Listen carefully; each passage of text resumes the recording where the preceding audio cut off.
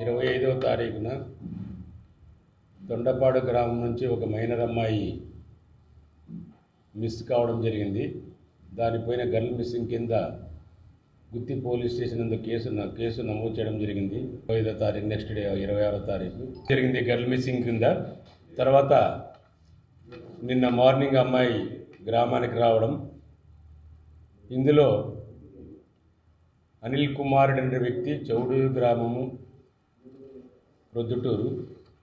ఈ వ్యక్తి తొండపాడు గ్రామంలో జెడ్పీహెచ్ స్కూల్లో అవుట్సోర్సింగ్ యోగా టీచర్గా పనిచేస్తూ అదే స్కూల్లో చదువుతున్నటువంటి ఒక మైనర్ అమ్మాయిని మాయమాటలతో నమ్మించి అమ్మాయిని ప్రేమ అని చెప్పి మోసగించి అమ్మాయి ద్వారా ఒక 2 సార్లు బంగారు ఆభరణాలు కూడా తెప్పించుకొని తర్వాత 25వ తారీఖు ఇక్కడి నుంచి అమ్మాయికి ఏదో పెళ్లి చేసుకుందామని చెప్పి బలవంతంగా ఇక్కడి నుంచి తీసుకొని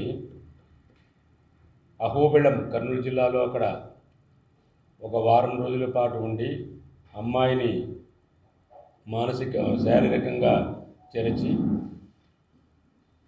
ఈ విషయాన్ని ఎక్కడైనా అంటే నాకు బంగారు తెచ్చిన సంగతి కానీ వాళ్ళు అక్కడ కలిసి ఉన్నటువంటి సంగతి కానీ ఎవరికైనా చెప్తే నిన్ను చంపేస్తానని చెప్పి భయపెట్టించినటువంటి ఇతన్ను ఇది ఛాలెంజ్గా తీసుకుని ఒక స్పెషల్ టీం ఫామ్ చేసి మన అనంతపురం జిల్లా ఎస్పీ గారు కేకేఎన్ అంబురాజన్ గారి ఆదేశాల మేరకు గుత్తి ఎస్ఐ నబిరసూల్ వాళ్ళ సిబ్బందితో ఒక ప్రత్యేక టీం ఫామ్ చేసి చేయడం వల్ల ఈరోజు 11:30 గంటలకు గుత్తిరు అనంతపూర్ రోడ్లోని గుత్తి బజాజ్ షోరూమ్ దగ్గర ఈ అనిల్ కుమార్ రెడ్డిని అరెస్ట్ చేసి అతని నుండి ఒక వివో టచ్ స్క్రీన్ మొబైల్ స్వాధీనపరచుకొని ఈరోజు అతన్ని రిమాండ్ పంపించడం జరుగుతుంది.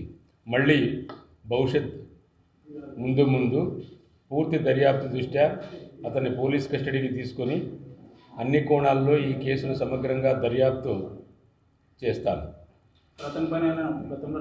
గతంలో ఇదే అంటే అతనికి ఇటువంటి అమ్మాయిల్ని ప్రలోభ పెట్టడం, ఈ మోసగించినటువంటి ప్రవృత్తి ఉన్నట్లుంది.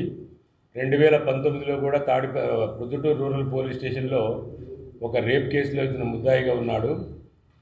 సో ఇతను అటువంటి లక్షణాలు కలిగి ఉన్నట్లుగా మనకి ఈ కేసు దర్యాప్తులో తెలిసింది. ఏమేమి కేసులు పెట్టారు sir?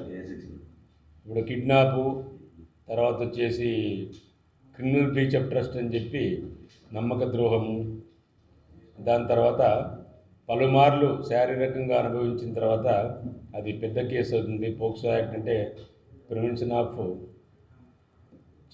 Children against sexual exploitation అని చెప్పి లైంగిక నేరాల చిన్నపిల్లలపైన లైంగిక నేరాల నిరోధక చట్టం 2002 ప్రకారం అతని మీద 5-6 సెక్షన్ల కింద కేసు నమోదు చేయడం జరిగింది.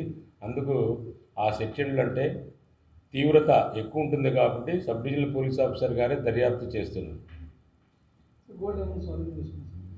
తదుపరి దర్యాప్తులో ముందు చేసుకోవాల్సింది కాబట్టి అతని పోలీస్ కస్టడీ తీసుకొని ఆ కోణంలో కూడా స్వాధీనపరచుకునే క్రమంలోనే అతన్ని మళ్ళీ పోలీస్ కస్టడీకి తీసుకోవాల్సిన అవసరం ఉంది.